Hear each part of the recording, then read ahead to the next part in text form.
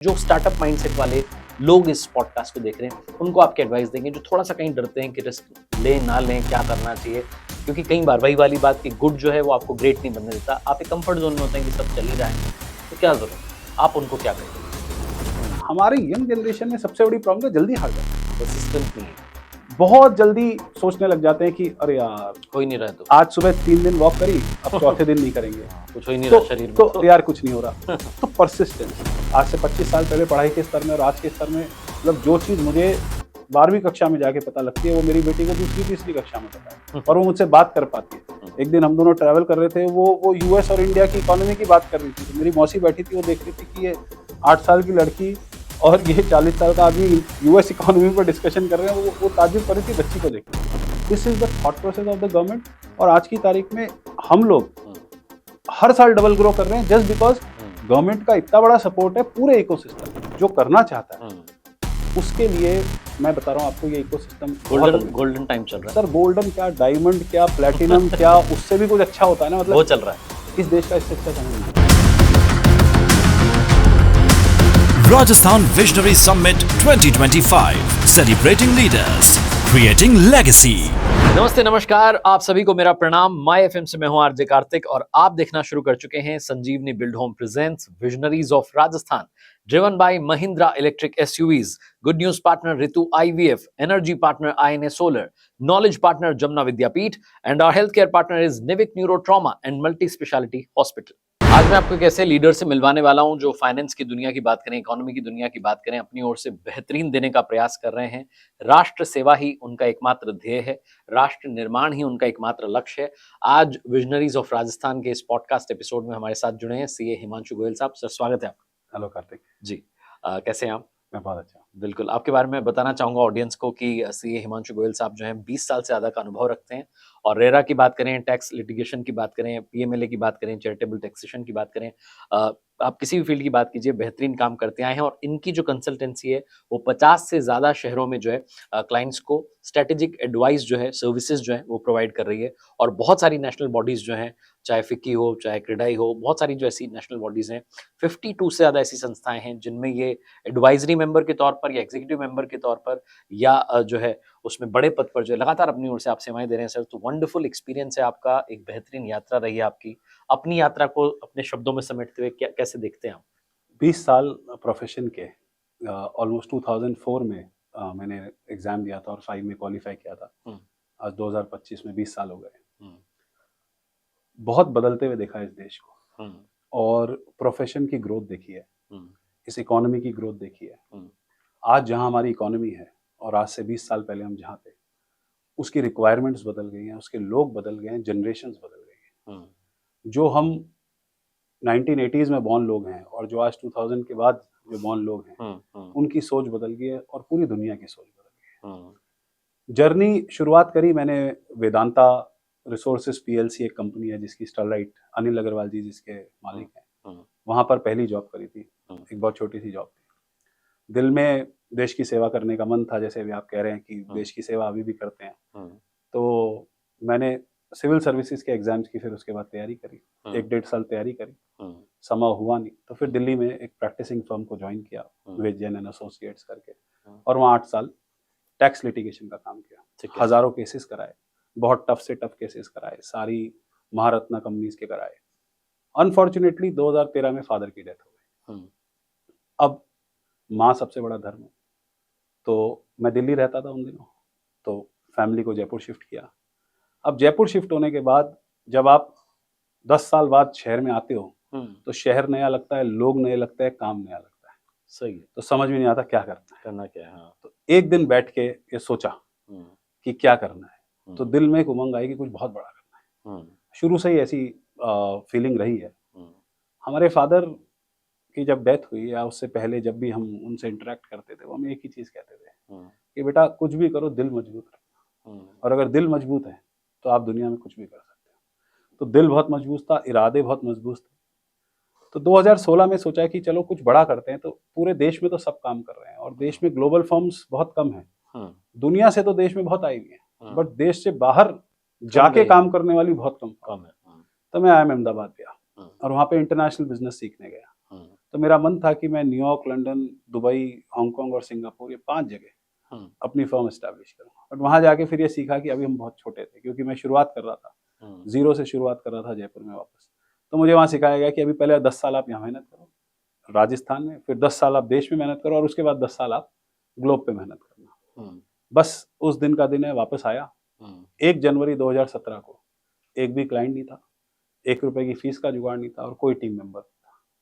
उस दिन से शुरुआत करी और 2 या 3 साल में, उस टाइम रेरा नया सब्जेक्ट आया था, अलग हटके करने का मजा होता है। पूरी दुनिया, उस टाइम जीएसटी भी आया था, रेरा भी आया था, पूरी दुनिया जीएसटी कर रही थी, हमने सोचा कुछ अलग करते हैं, तो रेरा पकड़ा, पूरे देश में भाषण दिए और with in a span of 2 years लगभग 400 से 500 डेवलपर्स को क्लाइंट बना लिया, देश के बड़े से बड़े डेवलपर्स, चाहे दिल्ली हो, बॉम्बे हो। और इस नेटवर्क को लगभग 59 सिटीज में बाय 2024 पहुंचा दिया। क्या बात। अब 2020 एक ऐसा समय आया हम सब के लिए, तो 17 से 20 तक बहुत भागे, बट 20 मार्च में एक ठहराव आया सबकी जिंदगी में और सबको सोचने का मौका मिला कि आगे जिंदगी में कुछ और बड़ा क्या कर सकते हैं। क्योंकि जब आदमी भाग रहा होता है, क्या होता है, एक कहावत है, good is the biggest enemy of great. तो जब सब कुछ अच्छा चल रहा होता है तो आप बहुत बड़ा करने के लिए वो समय नहीं मिल पाता, आपको लगता है सब बढ़िया चल रहा है। तो 2020 में खाना भी बनाया, कोविड में सब कुछ किया, बट साथ में एक और उम्मीद करी कि अब कुछ और जोड़। तो 5-7 नए लॉज ऐड करे, टीम ऐड करी, टीम बिल्डिंग करी। उस पीरियड को दुख के बजाय जोश में भर के और बेहतर करा। और मैं शायद कहूंगा कि बहुत कम लोग ऐसे होंगे जिन्होंने अपने रेवेन्यूज को उस पीरियड में डबल किया होगा। पूरी टीम बिल्डिंग के साथ, सबको पढ़ाने से लेकर, काम करने से लेकर, क्लाइंट से, सबके पास बहुत टाइम था दिन भर बात करने के लिए, ग्रोथ करने के लिए। और फिर 2021 भी एक सेकेंड वेव थी, तो उसके बाद 22 से और फास्टर और बहुत सारे लॉस के साथ 24 तक 25 तक खूब काम किया। और आज हम जयपुर नहीं, राजस्थान में एक सबसे अच्छा इंफ्रास्ट्रक्चर लेके बैठे हैं, सबसे अच्छी टीम लेके बैठे हैं। और today we stand with a team of around 200 people, जिसमें कि लगभग 75 प्रोफेशनल्स हैं। ये सब मैंने जो आपको बताया ना कि 20 साल में बहुत कुछ बदला, तो पिछले 15 सालों में इस देश की सोच भी बहुत बदली। हमारे प्रधानमंत्री जब नरेंद्र मोदी जी बने, तो हम सबको एक उम्मीद की किरण मिली और इस तरह की किरण मिली कि ये देश बहुत बड़ा बन सकता है। तो हर व्यक्ति बड़ा बन सकता है, ये सोच के सब बड़े बने और सबने बहुत मेहनत करी। तो आदरणीय प्रधानमंत्री जी का एक सपना है कि हमारे देश से क्यों ग्लोबल फर्म नहीं हो सकती। जो सोच मैंने 2016 में ली थी, जिसके लिए मैं IIM अहमदाबाद गया था, तो उस सोच को हमने सोचा कि भाई जब प्रधानमंत्री सोच रहे हैं तो हम तो वर्कर हैं, हम तो लेबर हैं, हमको तो करना चाहिए लग के। उस सोच के साथ फिर हमने कोलैबोरेशंस किए, मर्जर्स किए और आज एक लगभग 200 लोगों की स्ट्रॉन्ग टीम के साथ जयपुर से सर्व कर रहे हैं। क्या बात है, बेहतरीन। तो ये एक प्रोफेशनल जर्नी रही 20 साल की, उसमें काफी अप डाउन भी रहे, बट मजा आया। मजा आया। और एक चीज जो मैं भी आपकी यात्रा से, आपकी बातों से सीख पाया, समझ पाया, वो ये कि हमेशा गोल्स बड़े होने चाहिए, लक्ष्य आपके हमेशा बड़े होने चाहिए, फिर लाइफ आपको ऑटोमेटिकली वहां तक लेकर के पहुंच जाती है। जैसा आपने बोला कि अप्स एंड डाउन्स थे, और आपने जो 2020 वाली बात की, वहां पर आपने एक अपॉर्चुनिटी देखी। और एक बहुत सुंदर आपने बात की कि good is the biggest enemy of great. आप ग्रेट इसलिए नहीं बन पा रहे हैं क्योंकि गुड है, तो आपको लगता है कि कंफर्ट जोन जो है वहां पर हम आ चुके हैं। लीडरशिप की जब बात आती है, because you are operating in 59 cities right now, और आगे आप अपना जो नेटवर्क है उसे एक्सपेंड करने वाले हैं, और जैसा आपने कहा कि ग्लोबली हम जो है अपने फुटप्रिंट्स लेकर के जा रहे हैं। लीडरशिप की जब बात आती है, क्या आपको लगता है कि क्वालिटीज होनी चाहिए एक लीडर में जो उसे बेहतर बनाए? क्योंकि काफी लोग जो ये पॉडकास्ट देख रहे हैं वो भी अपनी लाइफ में कुछ कमाल करना चाहते हैं, या ऑलरेडी कर रहे हैं तो और बेहतर करना चाहते हैं। मैं आपको मैं कभी कभी लिखता हूँ, और फ्लाइट में होता हूँ तो लिखता हूँ, कभी बैठा होता हूँ तो लिखता हूँ। देखिए, सबसे जरूरी चीज लीडरशिप की ये है, पहला तो leader has to be someone जिसको लोग देखें और सीखें। आज आप किसी भी कंपनी के ओनर को देखेंगे तो he has to set an example, she has to set an example. But अगर मैं एक बहुत बहुत डीप क्वालिटी बताऊं, तो a leader has to be somebody who thinks about everybody. क्योंकि अगर वो लीडर सबके बारे में नहीं सोच रहा है तो वो टीम को लेके नहीं बढ़ रहा है, वो खुद आगे बढ़ रहा है। तो मैंने 4 लाइनों में इसको लिखा था कि जियो तो इस तरह कि तुम्हारे आसपास जिंदगी खूबसूरत हो और तुम्हारे जाने के बाद सच में तुम्हारी कमी महसूस हो। यूं तो करोड़ों लोग आते और जाते हैं जमाने में, तुम्हारा होना ही बस इस कायनात के लिए लाजिम हो। क्या बात। तो अगर लीडर ऐसा है कि वो है और उस पर भरोसा है और उसका विजन है, तो आपकी फिर टीम बिल्डिंग, आपके रेवेन्यूज, आपका पूरे देश में ऑफिस खोलना, आपके पास जो एक इंसान आता है सर, एक नया चार्टर्ड अकाउंटेंट आता है, वो उम्मीद के साथ आता है। वो सोचता है कि मैं यहाँ बड़ा बनूंगा या मैं इनके जैसा बड़ा बनूंगा। गलतियां हर इंसान से होती हैं, अप्स एंड डाउन सबकी लाइफ में चलते हैं, बट लीडर वो होता है जो टिका रहे। और अगर लीडर डगमगाता है तो पूरी सिस्टम डगमगा जाता है। तो लीडर चाहे अंदर कितना भी डगमगा रहा हो, पीठ पे कितनी भी छुरी हो, बट उसको आगे मुस्कुराता हुआ और शेर की तरह रहना चाहिए, कि ताकि दुनिया को लगे कि हाँ ये सही में लीडर और ये हमें आगे लेके जाएगा। तो leadership is primarily about taking everybody together. इसमें सैक्रिफाइस भी बहुत होते हैं, इसमें देना भी बहुत होता है, सेल्फ इंटरेस्ट जीरो करना पड़ता है। प्रोफेशनल फर्म की बात करूं तो leadership is something about giving. तो अगर आप किसी चीज को लीड कर रहे हो तो आप सबका साथ, सबको ध्यान में लेके चलो, and everybody will work for you. This is how we been able to make teams. हमने पूरे देश में जो टीम्स बनाई हैं, खुद की टीम्स हैं, खूब काम करते हैं और दिल से काम करते हैं। एक कहानी मैंने की थी सर, मुझे वो कहानी याद आती है कि लाइफ इज अ रेस, लेकिन इस रेस में जो फिनिशिंग लाइन है या जो अपना एंड पॉइंट है, वहां पर हम सबको साथ में पहुंचना है। सो बेसिकली हमको सबको एक दूसरे का साथ लेके आगे चलना है, तभी हम एक ग्रेट सोसाइटी को जो है बिल्ड कर पाते हैं या उसमें अपनी ओर से कंट्रीब्यूट कर पाते हैं। मैं वापस से आपकी जर्नी पर लौटता हूँ। 20 साल से ज्यादा का आपको एक्सपीरियंस है, कॉर्पोरेट टैक्सेशन से लेकर के रेगुलेटरी लीडरशिप तक जो है आपने काफी डोमेन्स कवर किए हैं। जब when you started your career, जैसा आप बता रहे थे कि शुरुआत जो आपने की थी, वहां से लेकर के अब तक में कितना चेंज आया, अगर आप थोड़ा सा इस पर्सपेक्टिव से बात करना चाहें, करियर पर्सपेक्टिव से। सर देखिए, करियर पर्सपेक्टिव से मैं आपको एक चीज बताऊंगा। हमारे जमाने में, जमाना तो अभी है और अब तो युग है हमारा, बट क्या बात। हमारे जमाने में जब हम शुरुआत किए थे तो ना तो फेसबुक था, ना इंस्टाग्राम था, ना यूट्यूब का इतना चलन था। पैमाने बदल गए। अगर आप काम की बात करें, आज एआई आ गया है। आने वाले, मैं अपने आप को सबसे ब्लेस्ड जनरेशन मानता हूँ। हमने टेप रिकॉर्डर भी देखा है, हमने रेडियो भी देखा है, और हम एआई भी देख रहे हैं, और हम न जाने क्या क्या देखेंगे। वर्चुअली पता नहीं क्या क्या होने वाला है। But as part of that generation, आपको पता है कभी आपने और हमने ये नहीं सोचा था, जैसे मुझे मेरे फादर गपास्टी कहते थे, बोले यार तू गप्पे करता है, जीवन में कुछ नहीं कर पाएगा। आज गप्पे मारने वाले 100 करोड़ रुपए कमा रहे हैं। अमेरिका में जाके सबसे बड़ा शो कर रहे हैं। तो ये जो लाइफस्टाइल चेंज हुई है ना सर, तो इससे अपॉर्चुनिटीज बहुत सारी क्रिएट हो गई हैं। हमने कभी नहीं सोचा था कि मैं डांस सीख के डांसर बन के देश में कोई करोड़ों रुपए कमा लूंगा। इसके साथ में प्रोफेशनल अपॉर्चुनिटीज बहुत सारी आ गई। पहले एक मैन्युफैक्चरिंग इंडस्ट्री होती थी। हम भीलवाड़ा जाते थे ऑडिट करने, तो साहब एक मैन्युफैक्चरिंग कपड़े की कंपनी की ऑडिट कर रहे हैं, तो हमारा ध्यान होता था यही बाबू है, यही कंपनी है और यही बनाते हैं। अब non manufacturing industry, service industry, tertiary sector इतना डेवलप कर गया है, सोसाइटी में इतने सारे आयाम आ गए हैं कि the scope for the professional services has changed. आज मैं आपको बहुत छोटी सी बात कहता हूँ, बहुत सारे लोगों ने इस लाइन में कभी सोचा ही नहीं होगी कि कंटेंट भी अपने आप में एक इंडस्ट्री है। राइट। आप कंटेंट के, जिसे कहते हैं, बहुत बड़े वक्ता हैं, और मतलब हम आपको देखते हैं, content is your life line, क्योंकि किसी ना किसी तरह से आज पूरी जनता को एक बहुत सुंदर कंटेंट आप देते हैं, बट वो भी एक इंडस्ट्री है। राइट। आज हर आदमी मोबाइल पे पूरी दुनिया दिन भर, अभी बाहर ड्राइवर भी मेरा कंटेंट देख रहा होगा, वो चाहे पिक्चर देख रहा होगा, कोई कुछ भी देख रहा होगा, वो कंटेंट। अब आप सोचो कंटेंट इंडस्ट्री में इतना होगा, तो प्रोफेशन के लिए या किसी भी सर्विस सेक्टर के लिए पिछले 20 साल में बेसिक्स से हटकर टेक्नोलॉजी को अगर उसमें एम्बेड कर दो अपनी सर्विसेज में, तो मैं कहता हूँ 1000 से ज्यादा आया। कॉम्प्लेक्सिटीज बढ़ गई है। पहले सर क्राइम का पता नहीं लगता था, पहले सिर्फ मर्डर का पता लगता था, चोरी चकारी का पता लगता था। अब फाइनेंशियल क्राइम्स, फाइनेंशियल फ्रॉड्स निकल के आने लगे, तो वो अपने आप में एक फॉरेंसिक की वो बहुत बड़ी अपॉर्चुनिटी निकलने लग गई। तो जैसे जैसे ग्लोबलाइजेशन हो रहा है, जैसे जैसे टेक्नोलॉजी आ रही है, जैसे जैसे लोग बढ़ रहे हैं, पढ़ाई का स्तर बहुत बेहतर हो गया है। आज से 25 साल पहले पढ़ाई के स्तर में और आज के स्तर में, मतलब जो चीज मुझे 12वीं कक्षा में जाके पता लगती है, वो मेरी बेटी को दूसरी तीसरी कक्षा में पता है, और वो मुझसे बात कर पाती है। एक दिन हम दोनों ट्रैवल कर रहे थे, वो यूएस और इंडिया की इकोनॉमी की बात कर रही थी, तो मेरी मौसी बैठी थी, वो देख रही थी कि ये 8 साल की लड़की और ये 40 साल का आदमी यूएस इकोनॉमी पर डिस्कशन कर रहे हैं। वो ताज्जुब कर रही थी बच्ची को देख के। तो अब बच्चों के पास कितने आयाम हो गया, इंटरनेट हो गया, सारी सुविधा हो गई।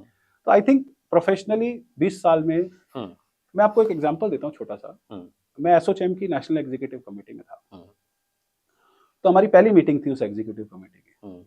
तो देश से 4 प्रतिनिधि उस मीटिंग में आए थे। तो 103 करीब लोग थे, जो कि पूरे देश से इंडस्ट्रियलिस्ट थे, और 4 लोगों ने रिप्रेजेंट किया था। तो आदरणीय श्री अमित शाह जी थे, पीयूष गोयल साहब थे, भूपेंद्र यादव जी थे और श्री नितिन गडकरी। आप 4 लोग उस मीटिंग को, तो बड़ी इंपॉर्टेंट मीटिंग थी क्योंकि देश के सारे इंडस्ट्रीज थे, तो एग्जीक्यूटिव कमेटी मीटिंग में एक एक करके आप लोग आए थे। चारों जनों ने सिर्फ एक ही बात बोली कि हमने पूरी दुनिया में एक ऐसा इकोसिस्टम बना दिया है कि अब इंडियंस कहीं भी जाएंगे ना, दे विल रॉक। तो अब आपको सोचने की जरूरत नहीं है। आपने इस जमाने में अगर रिस्क नहीं ली, आज के जमाने में अगर आपने कुछ रिस्क लेके बड़ा नहीं किया, तो आप कभी नहीं कर पाओगे। आज इस बुलेट ट्रेन में बैठ जाओ और आपको जो करना है वो करो। And believe me, this is the thought process of the government. और आज की तारीख में हम लोग हर साल डबल ग्रो कर रहे हैं जस्ट बिकॉज गवर्नमेंट का इतना बड़ा सपोर्ट है पूरे इकोसिस्टम में। देखिए, कोई कुछ नहीं करे उसका तो कोई कुछ नहीं कर सकता, बट जो करना चाहता है उसके लिए मैं बता रहा हूँ आपको, ये इकोसिस्टम गोल्डन टाइम चल रहा है सर। गोल्डन क्या, डायमंड क्या, प्लैटिनम क्या, उससे भी कुछ अच्छा होता है ना, मतलब वो चल रहा है। इस देश का इससे अच्छा समय नहीं हो सकता सर, और इस देश के युवाओं के लिए इससे अच्छा समय नहीं हो सकता। देखिए, बुराई कोई कितनी भी करे, और जो करना चाहता है ना वो कर रहा है। उसके लिए मतलब मेरा एक कंसेप्ट है सर कि जिंदा है तो जिंदगी जीनी चाहिए और तुम्हारी हस्ती इस दुनिया को दिखनी चाहिए। यूं तो करोड़ों लोग आते हैं और जाते हैं जमाने में, तुम्हारे हुनर का जलवा इस दुनिया में बिखरना चाहिए। तो जिसके पास हुनर है ना सर, उसके लिए this country is the best place to live and work. So ये मुझे लगता है एक बेसिक जो ट्रांसफॉर्मेशन आया है कि from basic services two thousands of innovative services, ये एक डेवलप हो गया। तो this is how the profession has change. And जो उसको अडॉप्ट कर रहा है सर, एम्बेसडर या हिंदुस्तान मोटर्स ने कितना चेंज किया आपको और हमको पता है। तो कॉन्टेसा और एम्बेसडर ऑब्सोल्यूट हो गए, बट वहीं पे महिंद्रा भी उस दिन थी, और आज महिंद्रा ने इतनी गाड़ियां निकाल दी कि one of the most sought after cars है महिंद्रा की, चाहे बाहर का कितना भी कंपटीशन है। तो वो जो उस थॉट प्रोसेस के साथ रेगुलरली चेंज होता रहेगा, इवॉल्व हो रहा है और हाँ इवॉल्व होता रहेगा और अडेप्ट करता रहेगा टेक्नोलॉजी को। एनीबॉडी, चाहे वो 50 साल का आदमी हो, चाहे 20 साल का आदमी हो, चाहे 100 साल का। तो this is how the profession is growing and I think opportunities are immense. क्या बात है। अभी आप बता रहे थे, आप एक किस्सा सुना रहे थे अपनी लाइफ का कि आपके 8 साल की बच्ची आपसे यूएस इकोनॉमी की जो है डिस्कशन कर रही है। तो बच्चे हमारे बड़े सुपर स्मार्ट हो गए। और मैं इसी पर बात करना चाहता हूँ कि यूएस इकोनॉमी की आपने भी बात की। यूएस टैरिफ वॉर जो है पूरी दुनिया में इसका हल्ला है, और अलग अलग कंट्री के साथ हमारे पर्सपेक्टिव जो है, सिर्फ हमारे नहीं बाकी कंट्रीज के भी आपस में जो रिलेशंस हैं, जियोपॉलिटिक्स जो है वो इस तरीके से घूम रही है इस समय। सो यूएस टैरिफ वॉर पर आपको क्या लगता है? इंडिया ने जो है वापसी की है, हम उससे कहीं डगमगाए नहीं, हम अडिग रहे और अडिग हैं और आगे बढ़ रहे हैं अपनी इकोनॉमी के साथ, क्योंकि हम टॉप 3 में पहुंचने वाले हैं बहुत जल्द। सर पहली बात तो देखिए, कोई आपसे क्यों लड़ता है? जब उसको इनसिक्योरिटी होती है तब लड़ता है कि बड़े हो रहे हैं भाई। मैं आपको ना इसके 2 पर्सपेक्टिव बताता हूँ सर। देखिए क्या है, India is the youngest country. आज की तारीख में जहां एक जगह हमारी पॉपुलेशन को कर्ज किया जाता है, वही मेरा मानना है हमारी पॉपुलेशन हमारे लिए सबसे बड़ी एडवांटेज ताकत है। आज आप दुबई जाएंगे तो एमिराती शायद मैक्सिमम 5 to 7% है। बाकी सारे एशियंस, जो कि इंडियंस, बांग्लादेशीज और श्रीलंकन और इस तरह के लोग। यूएस की टॉप सारी कंपनीज के सीईओ, सीएफओ सारे इंडियंस हैं। मैं बहुत सोच समझ के जियोपॉलिटिक्स की आपने बात करी तो बताता हूँ आपको। देखिए अल्टीमेटली जितनी भी एमएनसीज इंडिया आई, किसी ना किसी रूप से ये कहा जाता है कि हिंदुस्तान का डेटा बाहर जा रहा है। आज फेसबुक का सर्वर अगर फॉरेन में था तो ये कहा जा रहा था भी तुम हमारा डेटा ले जा रहे हो, उसको मिसयूज कर रहे हो। तो जियोपॉलिटिक्स पॉइंट ऑफ व्यू से सबसे बड़ी चीज है सिक्योरिटी।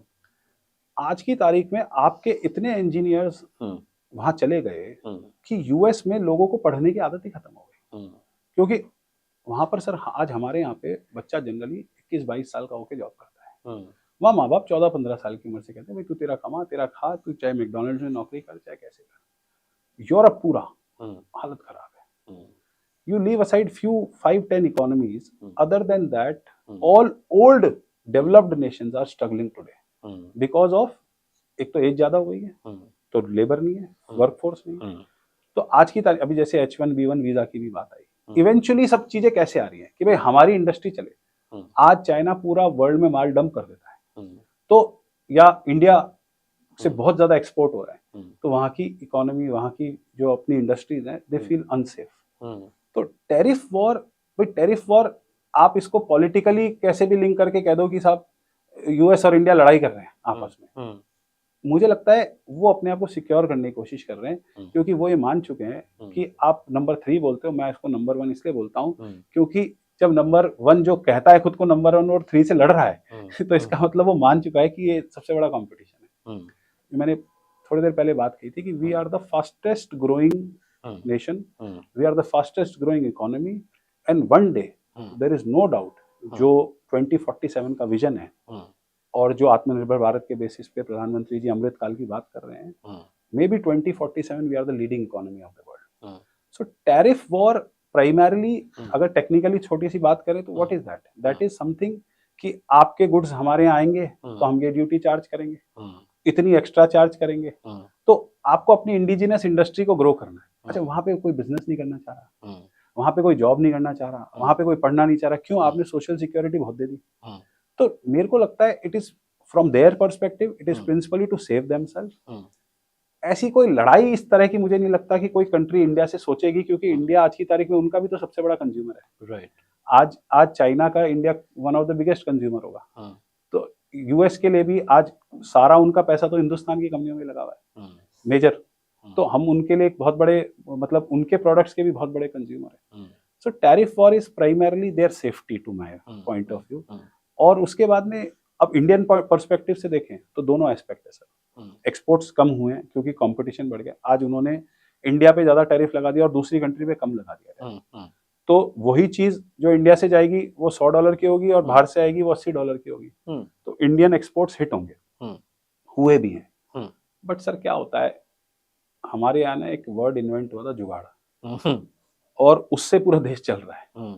चाहे उससे आप स्कूटर टेढ़ा करके, भाई अब बजाज ने स्कूटर बनाया, जब ये नहीं सोचा होगा टेढ़ा करके पेट्रोल डलेगा इसमें, ठीक है ना, बट हम उसको टेढ़ा करके चला लेते हैं। तो now Indians will start opening there overseas offices, overseas में कंपनियां बनेगी, वहां से ट्रेडिंग हो जाएगी। मतलब बहुत सारे ऐसे एग्जांपल्स हैं, मैंने आईएम में पढ़े थे कि many companies they shifted outside India और वहां से बिजनेस करने लगे, and which is all legal. तो अभी इमीडिएटली कंपटीशन है वर्ल्ड में, क्योंकि उन्होंने कोई दूसरी कंट्री को सस्ता कर दिया, इंडिया को महंगा कर दिया, बट इवेंचुअली प्रोडक्ट कहाँ से लाओगे? कॉटन कहाँ से लाओगे? जो हम पूरे वर्ल्ड में प्रोडक्ट सप्लाई कर रहे हैं, लेने तो पड़ेंगे। थोड़े टाइम का फर्क है जिसमें कैश फ्लोज हिट होंगे, but eventually they will have to take our products, चाहे वो डायरेक्ट रूट से ले चाहे इनडायरेक्ट रूट से ले। इंडिया को नहीं रोक सकता, इंडिया कोई नहीं रोकने वाला। इंडिया जो है धूम मचाने के लिए तैयार है। जो आपने बोला 2047 आते आते will be the leading economy in the world. अब मैं आपसे बात करना चाहता हूँ टैक्सेशन सिस्टम की भी अब बात कर लेते हैं। इंडिया के काफी रिफॉर्म हुआ है, बहुत ज्यादा ट्रांसफॉर्मेशन उसमें आई है। आप इसको कैसे देखते हैं और आने वाले सालों में इसको कैसे देख रहे हैं आप बदलता हुआ? सर देखिए, टैक्स रिफॉर्म्स की मैं बात करूं आपको, तो हमारा जो प्रिंसिपल इनकम टैक्स एक्ट है वो 1922, फिर 1961, फिर उसके बाद 2025 में एक नया एक्ट आया है। देखिए, टैक्स रिफॉर्म्स का एक सबसे बढ़िया पार्ट क्या हुआ है, ये हुआ है डीक्रिमिनलाइजेशन ऑफ बिजनेस। मतलब जो पहले बहुत सारे लॉज में आपके टैक्स नहीं पे करने को एक ऑफेंस माना जाता था, उसको अब एक बिजनेस का एक सिविल पार्ट मान लिया गया। ओवर द पीरियड आपने देखा होगा टैक्स रेट्स काफी कम हो गई हैं। आने वाले टाइम में देखिए, एक इकोनॉमी को चलाने के लिए टैक्स बहुत जरूरी है। प्रिंसिपली जब एक सरकार टैक्स बनाती है ना, तो वो हम सबको सच्चा मानती है। वो ये कहती है सेल्फ असेसमेंट टैक्स दे दो, आप सब सही हो, आप जो दे दोगे वो मान लोगे। और कोई 0.5%, 0.3% जो रिटर्न्स होती हैं वो जाके प्रोसेस होने के बाद स्क्रूटनी में आती हैं और बाकी सबका मान लिया जाता है। So as such I think we are very safe in terms of tax. हाँ, टैक्स रेट्स थोड़ी सी ज्यादा लगती हैं। आज सैलरीड एम्प्लॉय को तो बहुत ज्यादा टैक्स रेट्स लगती हैं, बिजनेस में फिर भी बहुत तरह के डिडक्शन मिल जाते हैं, खर्चे मिल जाते हैं। बट अगर टैक्स रिजीम की ओवरऑल बात करूं, जीएसटी जब से आया तो बहुत सारे टैक्स थे, 20-21 टैक्सेस को एकदम से करके एक टैक्स में कन्वर्ट किया गया। इनपुट भी मिल रही है, स्टेट को भी अपना शेयर मिल रहा है, सेंटर को भी अपना शेयर मिल रहा है। मुझे लगता है आने वाले, अभी इनकम टैक्स एक्ट की बहुत सारी बातें हो रही है कि इसको चेंज करके सिंप्लीफाइड कर रहे हैं, इजी कर रहे हैं। आने वाले टाइम में मुझे लगता है कि हो सकता है कहीं ना कहीं हम कोई एक्सपेंडिचर बेस्ड टैक्स पे चले जाएं, क्योंकि आज की तारीख में सपोज आप 100 रुपए कमाते हैं, आप 30 रुपए टैक्स देते हैं, उस 70 रुपए से आप सामान खरीदते हैं, उस सब पे आप 18% जीएसटी देते हैं। आज जीएसटी की रेट्स कम कर दी, तो कहीं ना कहीं सरकार, पता है एक बेसिक टैक्स क्यों होता है? टैक्स होता है देश के डेवलपमेंट, राइट। और उस डेवलपमेंट से रिलेटेड होती है हमारी आम जनता की ग्रोथ। अब सरकार आपको लिक्विडिटी दे रही है, आपके जीएसटी कम करने से वो आपके पास पैसे छोड़ रही है कि अब आपके पास सपोज आपका 10 लाख रुपए साल का खर्चा था, तो 10 लाख की जगह आपका खर्चा 10% कम हो गया, 9 लाख रुपए हो गया। तो 1 लाख रुपए से आप कोई फॉरेन ट्रिप कराओगे, आप कोई रिलीजियस ट्रिप कराओगे, ये कराओगे। बेसिकली स्ट्रांग बना रही है सरकार, आपकी बहुत सारी ईएमआईज पे हो जाएंगी उस चीज से जो पहले नहीं पे हो पा रही थी।